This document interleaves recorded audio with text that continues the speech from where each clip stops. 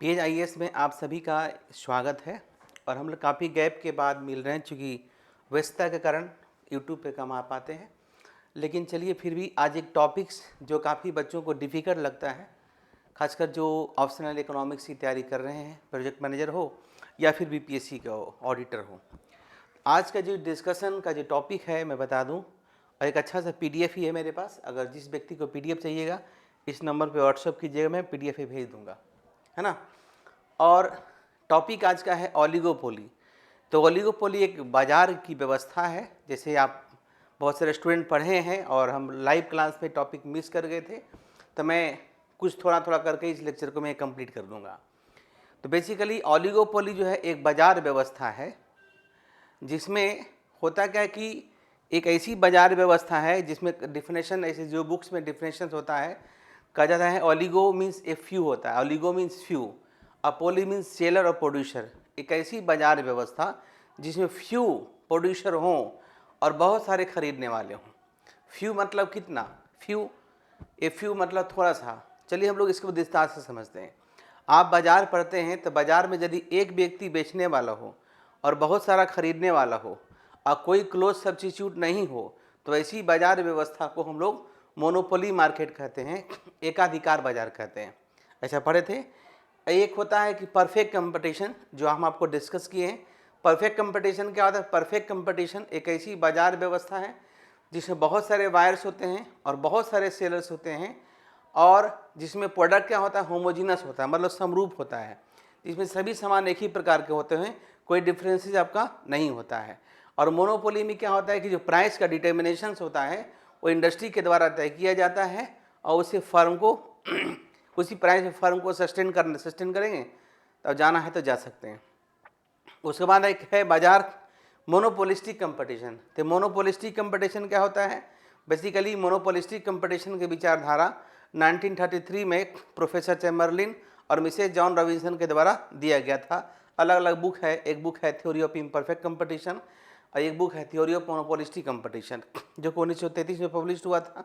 Mrs John Robinson जो कि British economics थे और चैम्बरलिन साहब अमेरिकन इकोनॉमिक्स थे। तो उन्होंने कहा था कि रियल लाइफ में ना तो मोनोपोली होता है और ना ही आपका परफेक्ट कंपटीशन होता है। तो एक ऐसी मोनोपोलिस्टिक कंपटीशन क्या था, उसको हिंदी में कहते हैं एकाधिकारी बाजार व्यवस्था। तो एक ऐसी बाजार व्यवस्था जिसमें बहुत सारे प्रोड्यूसर्स होते हैं, बहुत सारे सेलर्स होते हैं और बहुत सारे खरीदने वाले होते हैं। लेकिन होता क्या है? प्रोडक्ट डिफरेंशिएशन होता है। मतलब कि अगर 3-4 कंपनियां हैं तो चारों कंपनी एक ही तरह का सामान नहीं बना सकते हैं, कुछ ना कुछ डिफरेंस हो। जैसे साबुन है, लक्स लगाते हैं, हमाम लगाते हैं, डब लगाते हैं, सिंथॉल लगाते हैं, तो सब साबुन है लेकिन थोड़ा सा डिफरेंसेज रहता है। इसको लोग बोलते हैं प्रोडक्ट डिफरेंशिएशन। और प्रोडक्ट डिफरेंशिएशन के कारण इसमें मूल्य क्या होता है? अलग अलग होता है। और परफेक्ट कंपटीशन में पढ़ते हैं कि मूल्य एक ही प्रकार का होता है। अब चलिए एक बात करते हैं, एक होता है ओलिगोपोली, है ना। उसके पहले एक बात है डिओपोली होता है। डिओपोली, डिओ मीन्स टू और पोली मीन्स क्या होता है? प्रोड्यूसर। तो एक ऐसी बाजार व्यवस्था जिसमें दो हो बेचने वाला और बहुत सारे खरीदने वाला, तो उसे डिओपोली मार्केट कहते हैं। और अब आते हैं हम लोग आते हैं ओलिगोपोली। तो ओलिगोपोली क्या होता है बाबू? तो ओलिगोपोली होता है एक ऐसी बाजार व्यवस्था जिसमें दो से अधिक, याद रखिए, जिसमें 2 से अधिक और 10 से कम सेलर हो या प्रोड्यूसर हो, 2 से अधिक और 10 से कम, और खरीदने वाले बहुत सारे हो, तो उसे हम लोग कहते हैं ओलिगोपोली मार्केट, यानी अल्पाधिकार बाजार हिंदी में कहते हैं। तो ये समझ में आया ओलिगोपोली क्या होता है? एक शॉर्ट क्वेश्चन पूछा हुआ है कि ओलिगोपोली से आप क्या समझते हैं और ओलिगोपोली की टाइप्स का वर्णन करें। तो अभी के लेक्चर्स यदि आप सुनते हैं तो पूरा मैं डिटेल्स में बता दूंगा, इसका पीडीएफ भी मैं दे दूंगा, जिसको ज़रूरत होगा इस नंबर पे व्हाट्सअप कर लीजिएगा, है ना, 9308591259। क्लियर? तो चलिए समझते हैं। अब ये आपका लिखा हुआ है, इसलिए लिखा हुआ है ताकि आपको नोट्स बनाना हो तो काफ़ी आसान होगा। दोनों मीडियम का पीडीएफ होगा मेरे पास। ये फिलहाल इंग्लिश मीडियम में समझने का प्रयास कीजिए। क्लियर? तो अब देखिए होता है क्या? Oligopoly is a market structure situation where few large firm and other homogeneous और डिफरेंशिएटेड प्रोडक्ट। इसमें क्या होता है कि प्रोडक्ट होमोजेनस भी हो सकता है और प्रोडक्ट डिफरेंशिएटेड भी हो सकता है ना। ये डिफरेंशिएटेड क्या होता है? तो देखिए, अगर प्रोडक्ट होमोजेनस होगा तो वैसे बाजार व्यवस्था को वैसी ओलिगोपोली को हम लोग परफेक्ट ओलिगोपोली कहते हैं। और जिसमें डिफरेंशिएशन होगा, प्रोडक्ट डिफरेंशिएशन होगा, उसे हम लोग इम्परफेक्ट ओलिगोपोली कहते हैं। आगे हम इसे डिस्कस करेंगे जब क्लासिफिकेशन बताएंगे तब। क्लियर। और जैसे भारत में इंडियन एयरलाइंस हैं, तो देखिएगा 2 से अधिक 10 से आपका कम आपका सर्विस देने वाले हैं, या कार बनाने वाले कंपनी, ट्रक बनाने वाली कंपनी। मतलब ओलिगोपोली में क्या होता है, बड़े बड़े फर्म होते हैं, बड़े बड़े प्रोड्यूसर्स होते हैं, किसी को आने की हिम्मत जल्दी नहीं होती है ना। तो चलिए बेसिकली ओलिगोपोली है, इन डिटेल्स लिखा हुआ है, आप पढ़ लीजिएगा जिसको ज़रूरत होगा। तो चलिए सबसे पहले मैं आपको बता दूं, इसका करेक्टरिस्टिक भी लिखा हुआ है कि जैसे कि few, seller and many wire. Few means कितना, तो याद रखिए 2 से अधिक और 10 से कम, तो एग्जैक्ट डिफरेंशिएशन ओलिगोपोली का होता है। उसके बाद है होमोजीनस और डिफरेंशिएटेड। इस तरह के बाजार में प्रोडक्ट होमोजीनस भी हो सकता है, यदि प्रोडक्ट होमोजीनस होगा तो उसे हम लोग परफेक्ट ओलिगोपोली कहते हैं, और यदि प्रोडक्ट डिफरेंशिएटेड होगा तो उसे हम लोग इम्परफेक्ट ओलिगोपोली कहते हैं। तीसरा इसका फीचर्स है म्यूचुअल इंटरडिपेंडेंस, मतलब जो कि फर्म बहुत कम होते हैं इसलिए आपस में लोग डिपेंडेंट होते हैं। अगर एक व्यक्ति ने कुछ किया तो उसका ध्यान रखा जाता है, दूसरा व्यक्ति उसी के अनुसार अपना प्लस पॉलिसी बनाती है या स्ट्रेटजी बनाती है। क्लियर। उसी प्रकार से आपका फिर है लैक ऑफ यूनिफॉर्मिटी। इसमें क्या ना कि ओलिगोपोली में क्या होता है कि uniformity in the size of firm, some firm में भी वेरी लार्ज, कुछ फॉर्म बहुत बड़े होते हैं और कुछ फॉर्म बहुत छोटे होते हैं, है ना। तो जो बड़े फॉर्म्स होते हैं ना वो छोटे फॉर्म पे डोमिनेट करते हैं, इसलिए उसको हम लोग प्राइस लीडरशिप भी कहते हैं। मतलब जैसे 2 फर्म है, एक बहुत छोटा है और एक बहुत बड़ा है, तो अगर बड़ा से वो कंपटीशन करेगा तो हार जाएगा, उसको मार्केट से आउट होना पड़ेगा। इसलिए छोटा जो फर्म होता है बड़े वाले से कॉम्प्रोमाइज़ कर लेता है, कार्टेल कर लेता है, और ये जो बड़े फर्म होते हैं वही प्राइस डिसाइड करता है, और जो प्राइस डिसाइड करता है उसी प्राइस पर उसको मार्केट में रहना है, रहना तो रहिए और जाना है तो जाइए। और जो प्राइस डिसाइड करता है ना उसे हम लोग बोलते हैं प्राइस लीडरशिप। ये छोटे छोटे क्वेश्चन है, इंटरव्यू में बहुत सारे क्वेश्चन पूछे जाते हैं। इसके बाद एडवर्टीजमेंट है। इसमें क्या होता है कि जो फॉर्म होते हैं, बड़े बड़े फॉर्म होते हैं, अपने सेल को बढ़ाने के लिए एडवर्टीजमेंट पे बहुत पैसा खर्च करते हैं।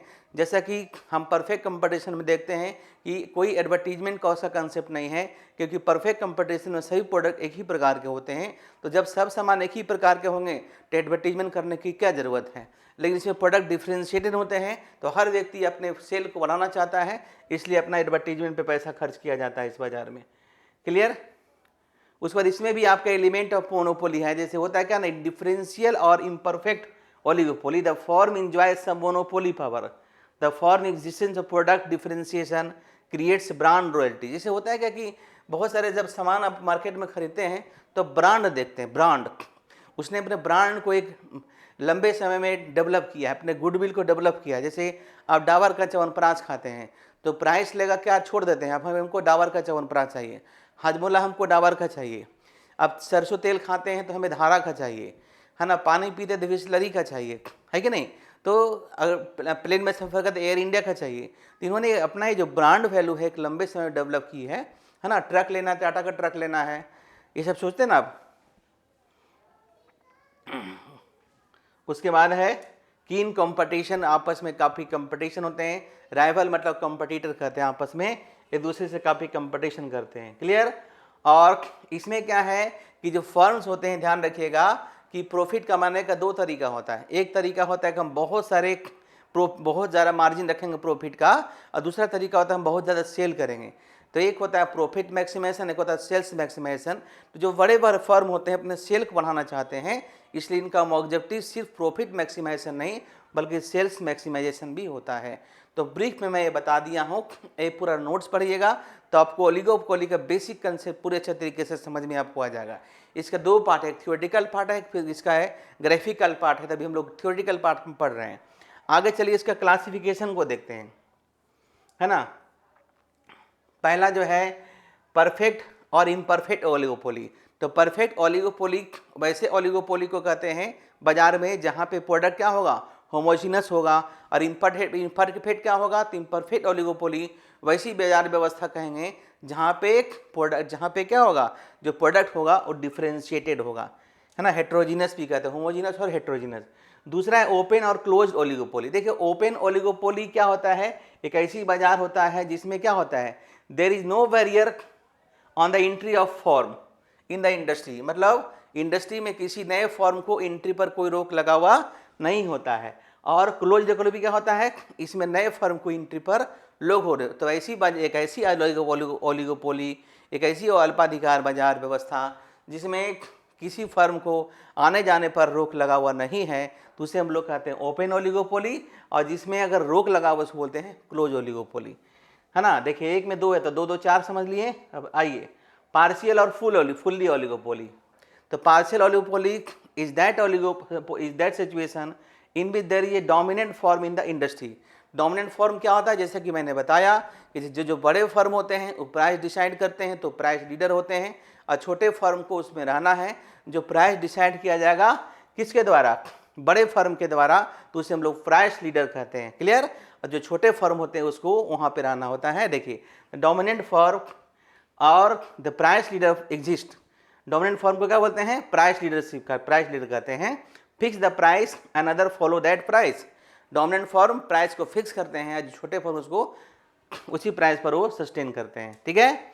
फुल ओलिगोपोली क्या होता है, on the other hand there है ना is that situation in which there is no dominant firm, जिसमें कोई डोमिनेंट फॉर्म नहीं हो, कोई प्राइस लीडर न हो, सब अपने मन का मालिक हो, तो उसे हम लोग कहते हैं, हम लोग क्या कहते हैं, उसे हम लोग कहते हैं फुल ओलिगोपोली। अब आइए कोलिशिव और नॉन कोलिशिव ओलिगोपोली। तो कोलिशिव ओलिगोपोली क्या होता है समझिए, that oligopoly in which the firm cooperate with each other, है ना, in determining the price, they follow a common price policy and do not compete with each other.